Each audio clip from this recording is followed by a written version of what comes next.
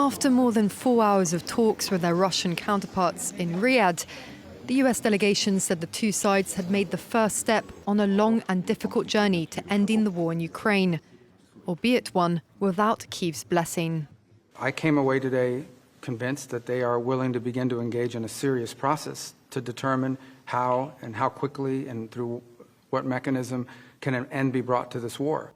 In an extraordinary about-face in American foreign policy since Russia's 2022 invasion of Ukraine, the US Secretary of State said Washington and Moscow also agreed to restore staffing at their respective embassies and explore geopolitical and economic cooperation. The key that unlocks the door for those opportunities, however, is the end to this conflict. The American delegation said both Ukraine and Russia would need to make concessions. There is going to be some discussion of territory, and there's going to be discussion of security guarantees. The Russian foreign minister, meanwhile, pronounced the talks very useful. We did not just listen, but heard each other. And I have reason to believe that the American side has become more understanding of our position.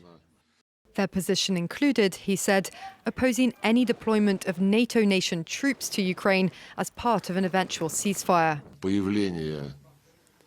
Deployment of armed troops from NATO countries under any different flag, under an EU flag or under national flags doesn't change anything.